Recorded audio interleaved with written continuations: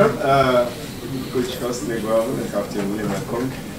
We will start by congratulating you for the tickets to the AFCON, 35th AFCON in Morocco, December 21st to January 18th. December 21st, 2025 to January 18th, 2026. So it will be, of course, the 21st time that Nigeria will be participating in the AFCON competitions. And it's amazing. We remember Coach Eguavoen led the Nigerian team in 2006 in Egypt, and we came back with a bronze medal. He has promised that this time it will be the gold. William is smiling. Congratulations. Thank you. So we have Eguavoen and Captain Ekong here. So as best practice, name and medium, and then as we said earlier, you talk only about tomorrow's game, nothing else. Let's not divert to other topics. Quickly. Okay, good evening, Daniel. So I want to just ask you, the last game between Nigeria and Benin, which ended 1-1. And tomorrow, considering the fact that we have some Moses, he came in later in that please, what happened in the tactics area? Because I want you to start the game for you, what do you think? Because he was benched and he provided the pass, considering his performance in the last few days. So we hope to see him play to start the game. Thank you very much. I think it's a very interesting question. It's nice to be here. Congratulations to everyone. This qualification is for all of us anyway. We played the game with 11 players, and you are giving me only one now. What about the other 10? Give me the lineup tomorrow, sir, please. No, it's okay. I mean, we all know what Simon can bring to the team. Talent-wise, energetic, quick, smart. I'll think about it, and then we'll see what happens. Thank you. Okay, I would like to call, you come later, but this man, I know why he's raising up his hand. Yes. Good afternoon, Coach. Good afternoon, sir. My name is Maurice. Yes, sir. My question is very straightforward. Are you bothered by the fact that the Super Eagles didn't win a single game in the AFCON Qualifiers away from home? Aside from the game that was the victory against Nigeria, drew with Rwanda away, drew with Benin Republic away. Are you bothered by that? Considering the fact that by March the World Cup qualifier starts, and it's a qualifier that will have to win almost all of our games if we have to stand a chance of progressing. Are you by any way bothered by that poor away from during these qualifiers? You cannot say poor away from. We didn't lose away from home. Mind you, football today has gone beyond what it used to be. And everybody comes prepared against Nigeria. Getting points away from home, I think the team deserves some credit. Yes, World Cup will come. I don't know if I'll be in charge or not. And then if I'm in charge, definitely we've spoken about it. We know that we have to win every game. And we approach every game as a World Cup finals. So let that time come first. Coach, my name is Kalista. There are words on the streets that I know has returned to Nottingham Forest as well as Ademola Lookman. And we all know about Wabali, who was excused from the team, but the NFF officially released a statement regarding that. Our heart goes out to him. My question to you is that what happened to this player? Because we've not seen Ademola Lookman and we've not seen Olaino with the team. You know, relationship is something that is key. Prior to our game in Benin against in Cote d'Ivoire against Benin, I had a word with an official from Nottingham Forest, and then after that I got a message from Nuno, the manager of Forest as well, pleading if we can release Olaino because they're playing us now, next weekend. I said, okay, we have a deal. Once we're able to get the result in Cote d'Ivoire, we'll keep the relationship going because we've got other players that we think can also, play. So based on that, we want to keep relationship. Ademola Lookman is slightly hurt. We have good relationship and then understanding as well. And based on that, he was released because he said he can't play at 100%. He can only play at 70%, and he pleaded. I'm the only one who can excuse him. If I want him to stay, he will stay. But we have to keep the relationship going on, so I allowed him. Thank you, Coach. Okay, thank you, Coach. Relationship.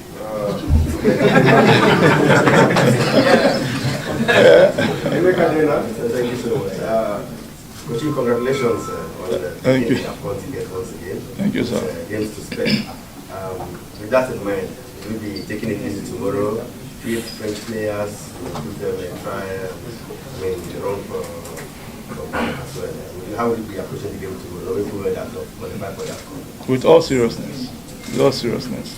We have 23. We have 23 players who are capable of playing at any given time. Well, as we speak now, 3 have gone back to their clubs, but Wabale, we all know what happens. So whoever we pick tomorrow, I think we'll have a good day. Okay. Good evening, Coach. AJ Components back in 1FM. In the last game, we saw you hand a debut to one of the newest faces in the squad, Gabriel Osho.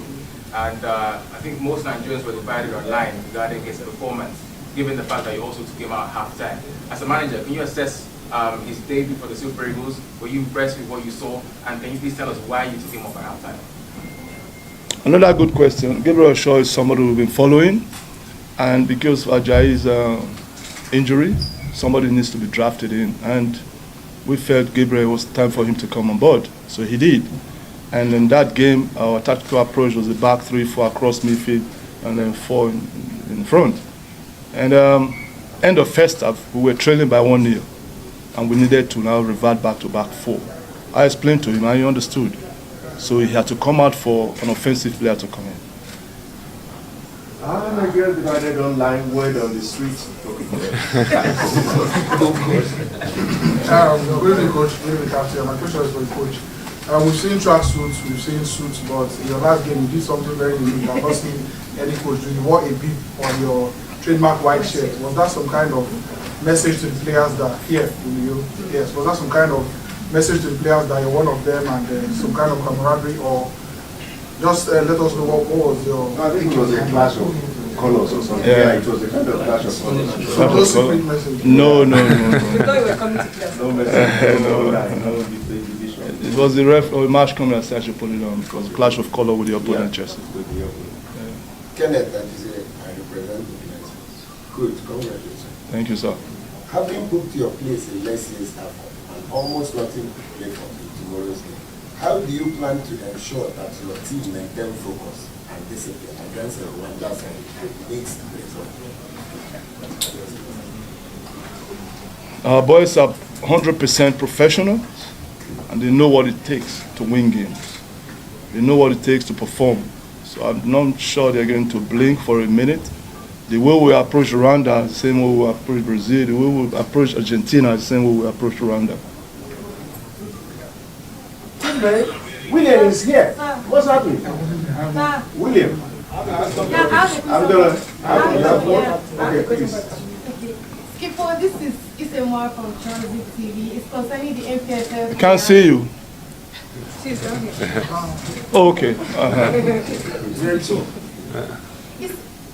Skipper, this is Isemwa from Transit TV. It's concerning the MPFL players, or should I say the grassroots players. We've gotten a good number of reviews from some of the players in the Super Eagles. With these reviews and ratings, will you encourage the continuous reputation of these grassroots players or MPFL players? I think I'm the wrong person to ask, but if you,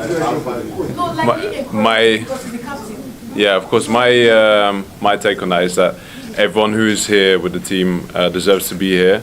Everyone who is here got selected because they are here on merit. So whether you play for AC Milan or you play for Arsenal or Galatasaray or you play for Remo Stars, it doesn't matter. The best players will play, and we're all here to up our level and to give competition to whoever is playing. So yeah, I'm a big fan of the players getting drafted into the team because everybody starts from somewhere.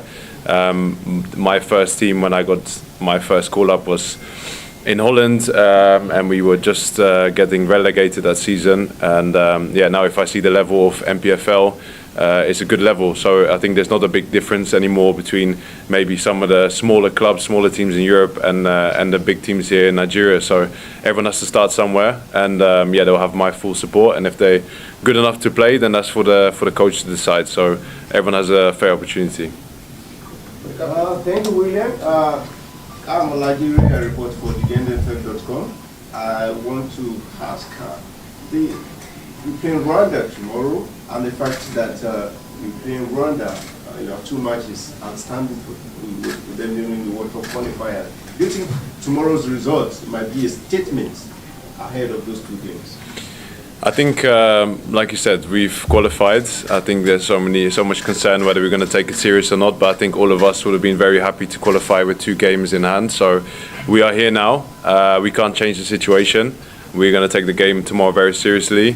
It's also a way for us to prepare for next year, 2025. Everything that's going to be ahead, whether it's the AFCON or the World Cup qualifiers.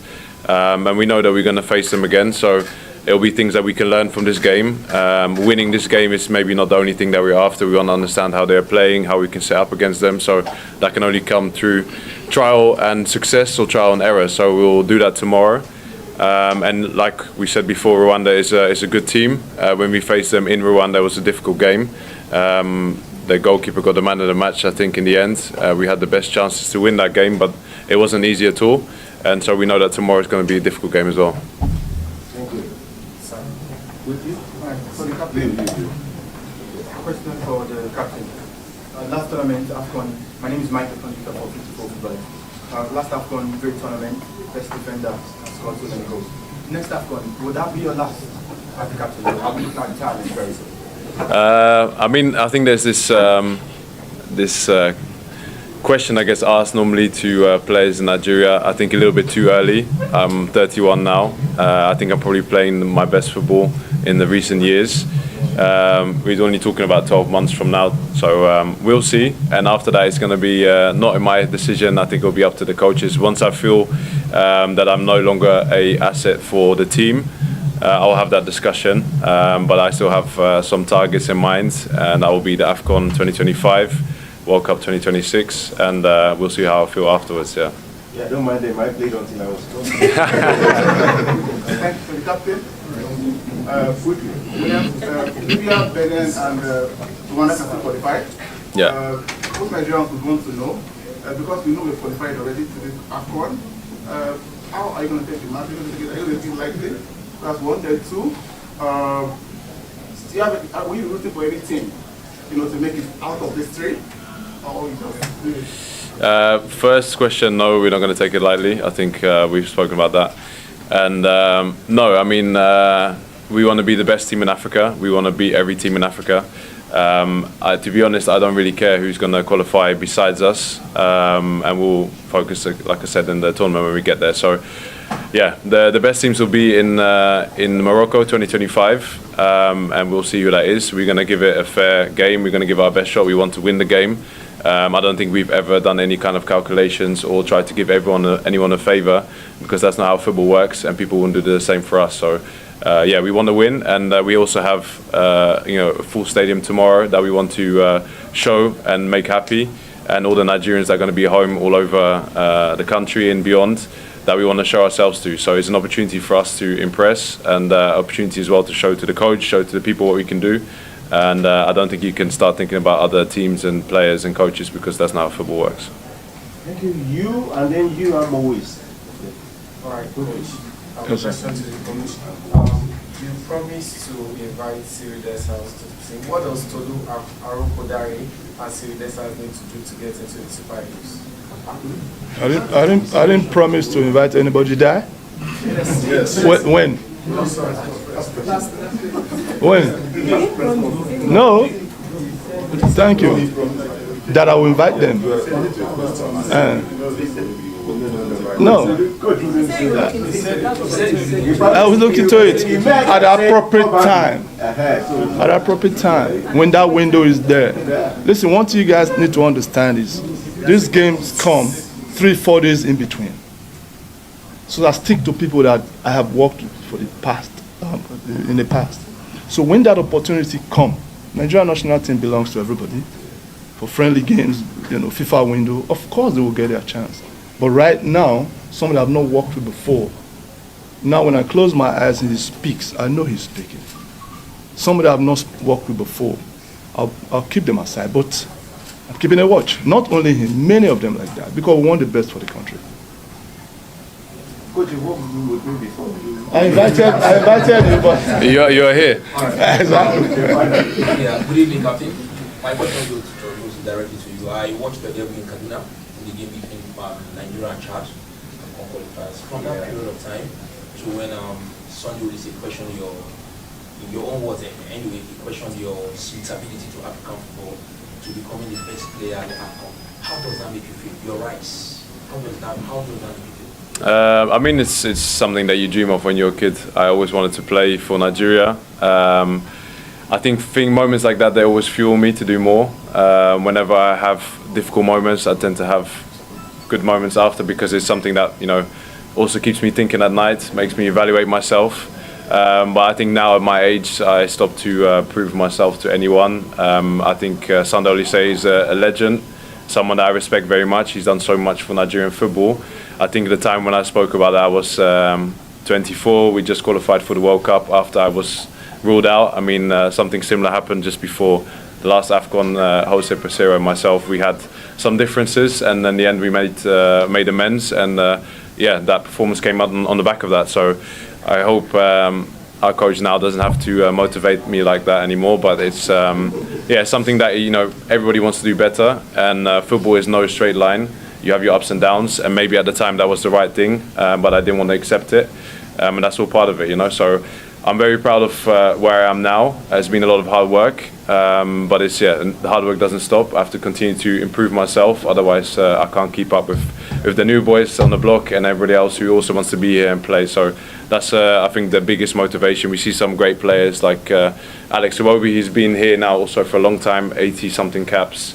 He was there my second camp, and I always try to use him as I think a top role model for any player, someone who's played in the Premier League throughout his career, has nothing to prove, always comes here on time, doesn't open his mouth, works hard, has been criticised heavily by people also sitting in this room, but he's someone that will go down as a real great when he finished playing, and I think sometimes you have to appreciate the players that we have here, and all those boys are just working hard and want to make everyone proud. So we're all in this journey together, and I'm very proud to have already done almost 10 years now, but I'm not finished yet. I still have some targets that I want to achieve.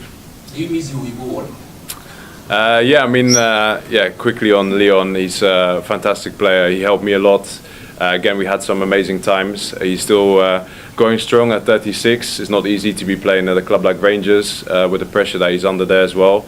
And he had some issues with injury, but like I said, a professional to continue to still be playing at 36, and I think that he could still be an asset for Nigeria, and that's not my decision in the future, but of course I miss him as a good friend, but we're still in contact, and I still see him even when I'm not here.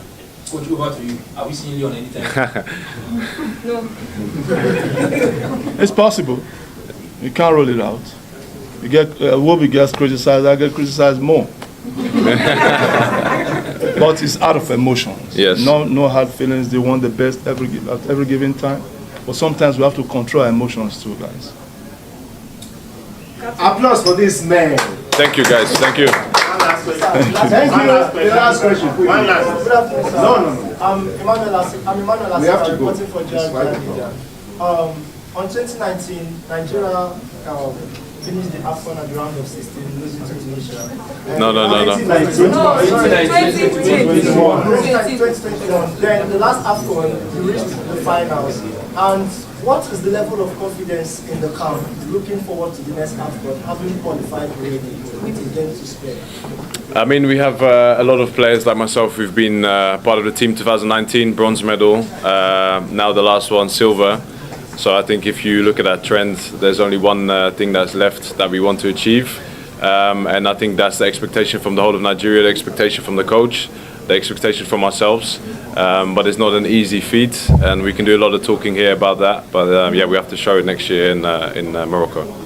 Thank you so much, Coach. Thank you. Thank you, We sir. appreciate you to Nigeria, and we'll take questions now. But I will start as usual. Coach, what are your expectations for tomorrow's game? Oh yeah, it's clear that if we want to go to AFCON, we have to win here. So that's our mission. I'm expecting an interesting match against Nigeria and a fight until the last minute. Okay, good. Please. Coach. Your name, yes. Okay. My name is Kenneth Aduzini. Coach, good afternoon. Coach, Nigeria comes into this match having booked their place in next year AFCON. How confident are you in your team's ability to compete against a formidable opponent? And what area do you think? Always only one question, please. One question. Okay. How confident are you in your team's ability for tomorrow's game? Sure, we know that Nigeria is a very strong side. I think we played quite a well match against them on our home side. So we are expecting a very difficult game, but as I said, we are here to get 3 points. We don't know how serious Nigeria will take the match now, as they are already through. But yes, I don't think they will make it easy for us. So it will be an interesting game, I think. Next. Yeah, my name is Femi from 90 Sports. Coach, how would you describe your stay in Nigeria so far? I like it. We had some good results. We also had some disappointing results, as in the last match. But for me, the important point is that we have developed our style of game, I think, significantly, and this is making me proud for the team and for the whole federation. And okay, now we will see what will happen tomorrow. Okay. No woman yet. Okay, quickly. Right. Victor Ademola TV. Rwanda has only been the AFCON once, 2004 in Tunisia. You, of course, you said you have to win this game to qualify to next AFCON. You topped the group as well for the World Cup qualifiers at 7 points. So what strategy do you have in place to stop the formidable, attacking line of Nigeria?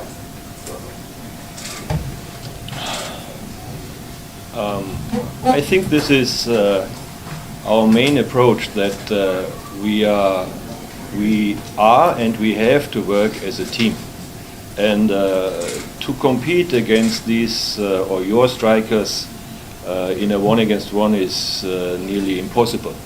So we have to organize ourselves always that we have mostly or best every time we have 2 or 3 players close to these guys, because otherwise it will be very difficult.